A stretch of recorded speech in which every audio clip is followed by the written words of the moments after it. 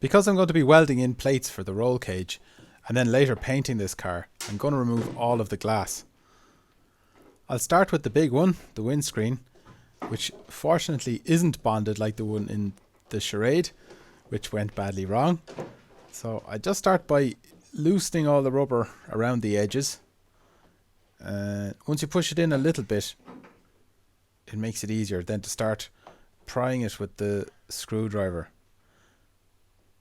You just tuck the edge into the lip in the metal that retains it, and you just work your way around systematically. A nice flat blade on the screwdriver, and you don't kind of point it straight into the rubber so you don't damage it.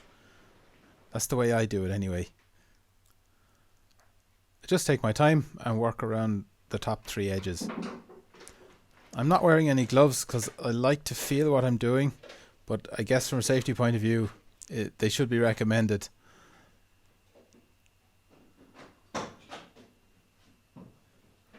going to try and not touch the edges of the glass, but as you see I failed a little bit in that already. I'll try and catch it by the rubber here.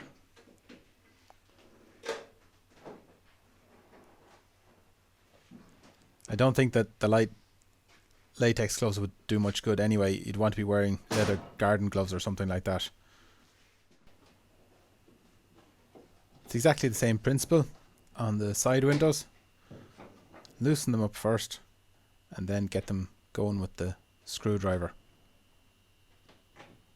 It's funny, I think the first time I did this I found it so hard. It probably took hours, but it only takes me a couple of minutes now.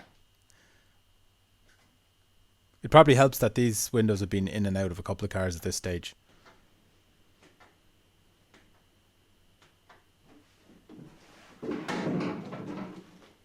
It'll be good to get some treatment into these areas behind the rubbers. As you can see, there's surface corrosion there.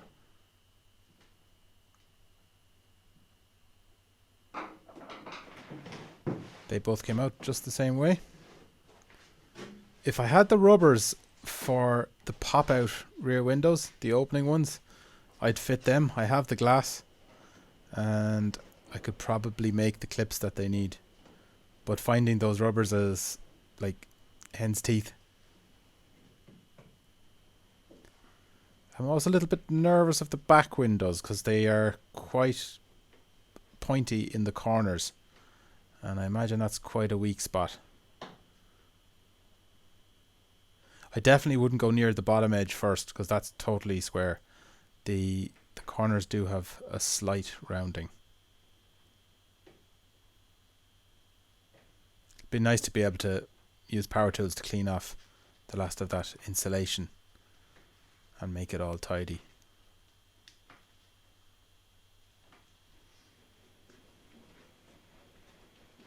That's come out safely too.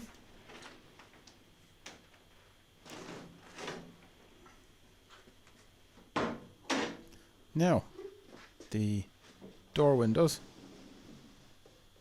wind them down midway, and then you just loosen off the mechanism. They're in great condition. Tell you one thing, the Talbot Express wasn't anywhere near as good as this, and that's a 10-year younger vehicle.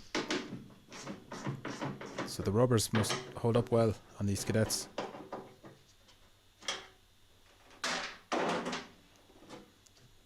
So once the mechanism is loosened off, you can slide it over and back to get it out of those guides. So pull it forward to get it out of the leading edge, and then pushed it back to get it out of the back one. Just push it down out of the way. You won't get it out with the rubbers in place because of the metal guides fitted to the bottom of the glass. So you got to pull these up and try and keep it at a shallow angle, because otherwise you'll put a kink in the rubber. Same with the inner one. Once they're gone, you can lift the glass out. I might even be fitting better glass to this car. This stuff's all pretty rough, and I have another set. Mirrors are glass too.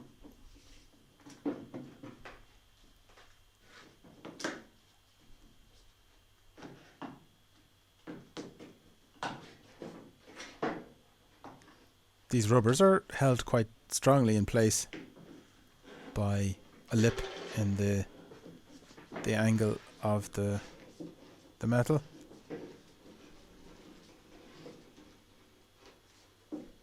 They're in good condition, so I'll be using those again. I'll have to delete all those little clips that were on the chrome trim on these doors. So that's going to be a bit of a nuisance. There's another little section of a guide that the mechanism slides in. So just take that off and then take out the whole winder. In great condition, alright. Did all the same stuff on the driver's door, which is on the left in this car. And left the mirror to last. There was that piece of trim missing on the passenger side, and those are much easier to take off with that rubber from around the glass removed. So that's all the glass out.